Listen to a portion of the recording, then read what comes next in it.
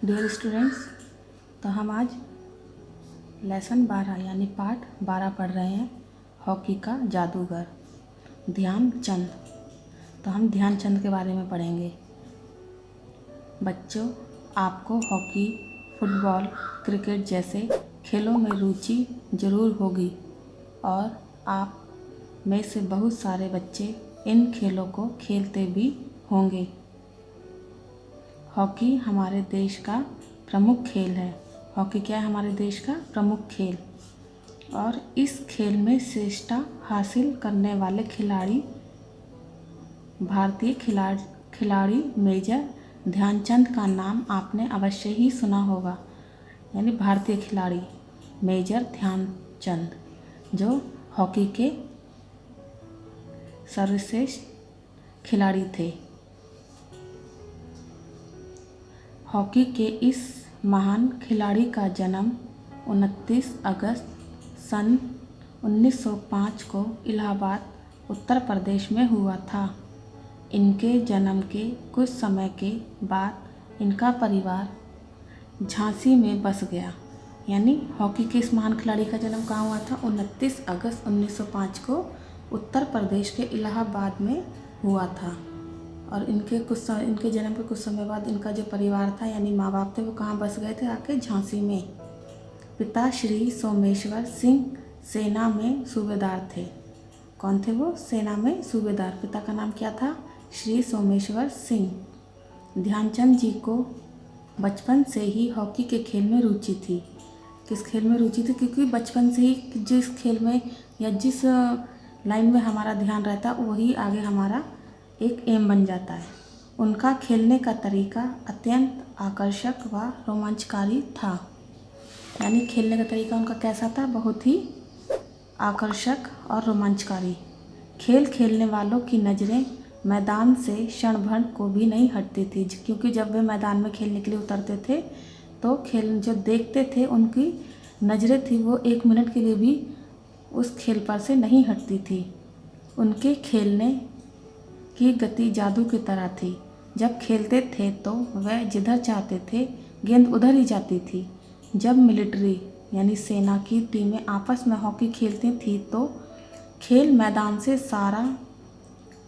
मैदान का सारा प्रबंध उनके पिता को ही करना पड़ता था, क्योंकि उनके पिता भी कौन थे? सेना में सूबेदार थे। तो जब मिलिट्री टीम खेलने के लिए आती थी, क्योंकि टीम अलग अलग होती है, तो मिलिट्री टीम भी आती थी खेलने, तो उनका सारा जो जितना भी मैदान में जो भी प्रबंध होता था तो कौन करते थे? उनके पिता। कौन थे उनके पिता? श्री सोमेश्वर सिंह। वह पिताजी से मिलने के बहाने दोनों टीमों का खेल देखने जाया करते थे। तो वो पिताजी से मिलने के बहाने क्या करने जाते थे? टीम को देखने के लिए जाते थे कि हम पिता से मिलने जा रहे हैं, और वो जाकर मैदान में खेल देखने लगते थे। विद्यालय में हॉकी और गेंद लिए अभ्यास कर खेल के नियमों को समझा करते थे। वह विद्यालय में क्या करते थे? हॉकी और गेंद लेके अभ्यास जो खेल के जो नियम होते थे उनको समझते थे।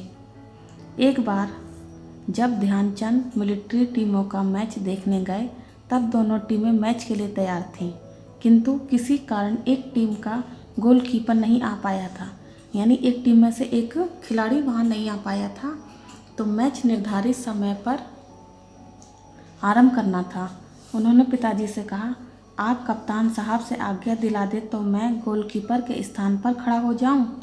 पिताजी जानते थे कि ध्यानचंद सुबह शाम हॉकी का अभ्यास करते हैं, और कोई रास्ता ना देख उन्होंने कप्तान साहब से अनुमति प्राप्त कर ली और मैच शुरू हो गया।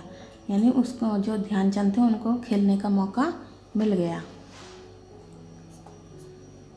खेल का काफ़ी समय गुजर जाने पर भी कोई टीम गोल नहीं कर पाई। तब मध्यांतर हुआ। यानी जब खेल शुरू हो गया था तो काफ़ी टाइम तक कोई भी टीम गोल नहीं कर पाई थी, यानी एक भी पॉइंट उनका नहीं बन पाया था।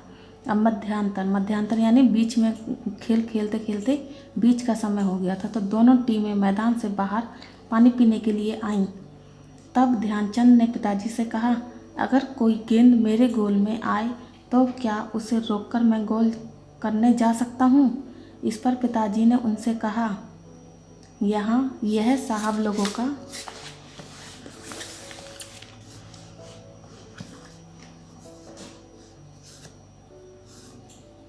खेल है, तुम्हें ऐसा कुछ भी नहीं करना है। तो लड़के ने क्या बोला, पिताजी अगर कोई गेंद मेरे गोल में आ जाए तो क्या मैं उसको पकड़ने के लिए जा सकता हूँ? तो पिताजी कहते नहीं, ये बड़े बड़े लोगों का खेल है, तुम ऐसा कुछ भी नहीं करना। यह बातें उनकी टीम के कप्तान ने सुन ली। उन्होंने कहा, हम इतने बड़े व अनुभवी होकर गोल नहीं कर सके तो यह बच्चा क्या करेगा? तो जब कप्तान ने सुने तो कप्तान ने क्या बोला कि हम इतने बड़े बड़े होकर इतने अच्छे से खेल रहे हैं तो ही हम गोल नहीं कर पा रहे हैं, तो ये बच्चा क्या करेगा? कप्तान ने ध्यानचंद से कहा, यदि तुम्हारे पास गेंद आए तो तुम गोल कर आना। मध्यांतर के पश्चात खेल पुनः आरंभ हो गया, यानी लंच टाइम होता है तो वो लंच टाइम पूरा हो गया और फिर खेल दोबारा से शुरू हो गया। कुछ समय के बाद गेंद जब उनके गोल में आई, उन्होंने गेंद को रोका और दूसरी ओर गोल करने दौड़े व गोल कर दिया। क्या हो गया कि जब गेंद उनके पास आई तो उन्होंने गेंद को रोक लिया और दूसरी ओर गोल करने के लिए चले गए। कप्तान ने आकर उन्हें शाबाशी दी और कहा, क्या तुम इसी तरह और भी गोल कर सकते हो? उन्होंने कहा, कोशिश करूँगा। तो ध्यानचंद ने क्या कहा कि मैं कोशिश करूँगा। खेल समाप्त होने के कुछ समय पहले गेंद फिर उनके गोल में आई। उन्होंने गेंद को रोका और फिर गोल करने के लिए आगे बढ़ गए और दूसरा गोल भी कर दिया। तो जितनी बार उसके पास गोल करने के लिए आई तो उन्होंने क्या करा, बॉल लेके दूसरे गोल की तरफ अपने पॉइंट बढ़ा लिए। कप्तान ने उन्हें गोद में उठा लिया, यानी 2 गोल कर लिए थे उसने, तो कप्तान ने खुशी के मारे क्या करा, गोद में उठा लिया, क्योंकि वो तो बच्चे ही थे ना। और दोनों टीमों के मध्य ले जाकर बोले, इस बच्चे ने दोनों गोल चुनौती के रूप में किए हैं। जब बचपन में यह इतना अच्छा खेलता है तो बड़ा होकर जरूर यह हॉकी का प्रसिद्ध खिलाड़ी बनेगा।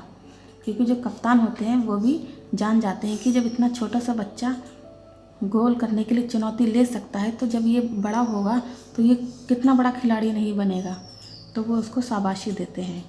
खेल की यह चर्चा जब ब्रिगेडियर तक पहुंची तो उन्होंने ध्यानचंद को आर्मी में भर्ती करने के निर्देश दिए। अब क्या हुआ, वे आर्मी में चले गए। तो सन 1928 में पहली बार हिंदुस्तानी टीम एम्स्टर्डम की ओलंपिक प्रतियोगिता में शामिल हुई। तब 1928 में क्या हुआ, हिंदुस्तानी टीम यानी भारतीय टीम कहाँ गई, एम्स्टर्डम की ओलंपिक प्रतियोगिता में, यानी इसके जो थी उस ओलंपिक में गई। ध्यानचंद जी का खेल देखकर लोग अचंभित रह गए। अब ध्यानचंद जी खेलने लगे तो क्या हुआ, लोग अचंभित हो गए कि इतनी जल्दी जल्दी जाके खेल रहा है। भारतीय टीम ने 5 मैच खेले और 5 में विजयश्री हासिल की। तो यानी ध्यानचंद उनके साथ खेल रहे थे तो 5 मैच खेले और 5 में क्या हुआ, विजय, यानी वे जीत गए। सन 1932 और 36 में सन 1932 और 1936 में जब जर्मनी के बर्लिन शहर में ओलंपिक हुए तो मेजर ध्यानचंद के नेतृत्व में दोनों ओलंपिक खेलों में भी भारतीय टीम विजय रही। यानी 1932 में भी खेला, 1928 में भी खेला, 1932 में भी खेला और 1936 में भी खेला। तो मेजर ध्यानचंद, अब वे मेजर के नाम से हो गए। तो ओलंपिक के नेतृत्व में यानी ध्यानचंद ने उन्हें खिलाया तो सारी टीमें क्या हुई, विजय हो गई। बर्लिन ओलंपिक में हिंदुस्तानी टीम के प्रदर्शन पर लोग कहने लगे कि ध्यानचंद की हॉकी में जादू है, यानी अब उसको क्या कहने लगे कि ध्यानचंद की हॉकी में जादू है। फाइनल मैच जो कि जर्मनी और भारत के बीच हुआ था उसमें उन्होंने मध्यांतर तक अकेले ही 4 गोल कर दिए। तब हिटलर स्वयं मैदान में आए और ध्यानचंद की पीठ थपथपाकर हाथ मिलाते हुए उन्हें हॉकी का जादूगर कहा, यानी उन्हें एक उपाधि मिल गई, हॉकी का जादूगर। किसने बोला, हिटलर ने। भारत सरकार ने भी उन्हें पद्म भूषण से सम्मानित किया। भारत सरकार ने क्या करा, पद्म भूषण यानी जो सबसे अच्छा होता है, सब जो भारत में एक ऐसे पद्म भूषण एक उसी को दिया जाता है जो हर चीज़ में सर्वश्रेष्ठ होता है। सेना में उन्हें रहते हुए वह मेजर के पद तक पहुँचे, यानी सेना में जब वे थे तो वे मेजर के पद तक भी पहुँच गए। बच्चों, यह तुम्हें यह जानकर आश्चर्य होगा कि जिस प्रकार अपने देश के किसी भी शासकीय कार्यालय में राष्ट्रपिता महात्मा गांधी का चित्र लगा होता है, उसी तरह देश विदेशों के खेल कूद संबंधी कार्यालयों में स्वर्गीय ध्यानचंद जी का फोटो लगा रहता है। उनके भाई रूप सिंह भी हॉकी के प्रसिद्ध खिलाड़ी थे। तो जैसे महात्मा गांधी, जवाहरलाल नेहरू, इन सब का कहाँ ऑफिशियल जो होता है वहाँ पे ये पिक्चर लगी होती है। तो उसी तरीके से खेलकूद, जहाँ पे खेलकूद संबंधी होती है, जहाँ पे कार्यालय, वहाँ पे ध्यानचंद जी का भी फ़ोटो लगा होता है। जैसे महात्मा गांधी शहीदों में गिने जाते हैं और ये ध्यानचंद खेलकूद संबंधी कार्यालय में। तो उनके भाई भी क्या थे, हॉकी के प्रसिद्ध खिलाड़ी थे। ध्यानचंद जी की बड़ी लगन और मेहनत से निष्ठापूर्वक हॉकी खेलकर सफलता के शिखर पर पहुँचे। यानी ध्यानचंद बड़ी लगन और मेहनत से निष्ठापूर्वक क्या करते थे, हॉकी का विश्व प्रसिद्ध खिलाड़ी होने का गौरव प्राप्त था। हमें इनके जीवन से प्रेरणा लेकर निरंतर प्रगति के पथ पर बढ़ना चाहिए। तो ये आपकी कहानी हो गई पूरी ध्यानचंद जी के हॉकी के जादूगर के बारे में। ठीक है, तो आप इसको अच्छे से रीड करेंगे। अब हम क्या पढ़ेंगे, नए शब्द। रुचि, रुचि माने इच्छा या कोई चीज़ अच्छी लगती है, पसंद। ड्यूटी माने कर्तव्य। प्रबंध, व्यवस्था। अभ्यास, प्रयास या प्रयत्न।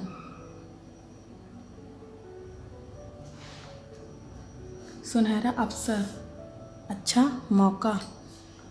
गोलकीपर, गोल बचाने वाला। ब्रिगेडियर, थल सेना के अधिकारी का पदनाम। आर्मी, थल सेना होती है। आर्मी माने क्या होती है, थल सेना, यानी सेना के 3 रूप होते हैं, जल, थल और वायु। तो जल माने पानी में, थल माने जमीन में और वायु माने हवा में। मेजर, सेना में एक पद, एक रैंक होता है। ओलंपिक, प्रत्येक चौथे वर्ष में होने वाला अंतर्राष्ट्रीय समारोह। ओलंपिक क्या होता है, हर चौथे वर्ष में, यानी 4 साल बाद एक बड़ा खेल, अंतर्राष्ट्रीय खेल होता है, तो उसको बोलते हैं ओलंपिक। अब हम यहाँ क्या करेंगे, खोज कर बताइए, यानी मैचिंग करनी है हमें, जोड़ी बनाइए। हॉकी का जादूगर ध्यानचंद। Army, major. ओलंपिक, अंतर्राष्ट्रीय खेल। सेना में सूबेदार Someshwar Singh. Fill in the blanks, रिक्त स्थानों की पूर्ति कीजिए। दोनों टीमें आपस में मैच खेल रही थीं। ध्यानचंद को बचपन से ही हॉकी के खेल में रुचि थी। भारतीय टीम ने 5 मैच खेले और 5 में विजय रही। कप्तान ने कहा, यदि तुम्हारे पास गेंद आए तो तुम गोल कर आना। ये आपके प्रश्न उत्तर 1 या 2 वाक्यों में। आप व्यायाम के लिए कौन कौन से खेल खेलते हैं? तो इसका उत्तर क्या है, हम व्यायाम के लिए क्रिकेट, फुटबॉल और कबड्डी खेलते हैं। दूसरा है, ध्यानचंद का परिवार कहाँ आकर बस गया था? झांसी। ध्यानचंद का परिवार झांसी आकर बस गया था। भारत और जर्मनी के बीच हुए फाइनल मैच में ध्यानचंद ने कितने गोल किए? 4 गोल किए। भारत और जर्मनी के बीच हुए फाइनल मैच में ध्यानचंद ने 4 गोल किए। चौथा है, भारत सरकार ने ध्यानचंद को कौन सा पुरस्कार दिया था? भारत सरकार ने ध्यानचंद को पद्म भूषण पुरस्कार दिया था। एक मिनट ये इसका आपका क्या है कि इसमें आपके लघु उत्तर यानी बड़े आंसर देने हैं आपको। ध्यानचंद प्रतिदिन शाम को पिताजी से मिलने क्यों जाते थे? दूसरा क्वेश्चन है आपका, हिटलर ने हॉकी का जादूगर किसे और क्यों कहा? ध्यानचंद के जीवन में सुनहरा अवसर कब और कैसे आया? चौथा प्रश्न है आपका, ध्यानचंद सफलता के शिखर पर कैसे पहुँचे? तो आपके यह आंसर इसमें है। तो पहला क्या था आपका, ध्यानचंद प्रतिदिन शाम को पिताजी से मिलने क्यों जाते थे? तो इसका क्या करेंगे आप, इसका आंसर है ध्यानचंद प्रतिदिन शाम को पिताजी से मिलने इसलिए जाते थे ताकि उन्हें इसी बहाने दोनों टीमों का खेल देखने का मौका मिल जाए। यानी वो खेल देखने के लिए पिताजी से मिलने का बहाना कर मैदान में जाते थे। दूसरा है आपका, हिटलर ने हॉकी का जादूगर किसे और क्यों कहा? इसका आंसर है आपका, हिटलर ने हॉकी का जादूगर ध्यानचंद को इसलिए कहा क्योंकि खेल में उनका प्रदर्शन अव्वल था, यानी वह जादूगर की भांति हॉकी का खेल खेल रहे थे। यानी वह हॉकी के जादूगर, इसीलिए तो उन्हें हॉकी के जादूगर कहा था, क्योंकि वह एक जादूगर की तरह खेलते थे। तीसरा है आपका, ध्यानचंद के जीवन में सुनहरा अवसर कब व कैसे आया। ध्यानचंद के जीवन में सुनहरा अवसर वह था जब वह एक बार मिलिट्री टीमों की हॉकी मैच देखने गए। एक टीम का गोलकीपर किसी कारण नहीं आ पाया। उन्होंने उसके स्थान पर खेलने की इच्छा जाहिर की। ये आपने उसमें बुक में आपको लेसन में बता दिया है। कप्तान ने उन्हें अनुमति दे दी। उस खेल में अभूतपूर्व प्रदर्शन ने उन्हें अच्छा अवसर प्रदान किया और फिर बाद में वह ओलंपिक खेलों में अपनी टीम को विजय दिलाते रहे। चौथा क्या है आपका, ध्यानचंद सफलता के शिखर पर कैसे पहुँचे। ध्यानचंद अपनी लगन, मेहनत और निष्ठापूर्वक खेल के साथ खेलते हुए वह सफलता के शिखर पर पहुँचे और विश्व युद्ध खिलाड़ी के रूप में जाने गए। विश्व युद्ध माने यानी एक बड़ा युद्ध होता है। जब भी हम कोई खेल खेलते हैं, कुछ भी चीज़ में हमारा कंपटीशन होता है, तो वो एक युद्ध की तरह हो जाता है, तो वो खिलाड़ी के रूप में जाने लग गए। तो आपके सारे क्वेश्चन आंसर, आपका ये लेसन कंप्लीट हो गया। Thank you.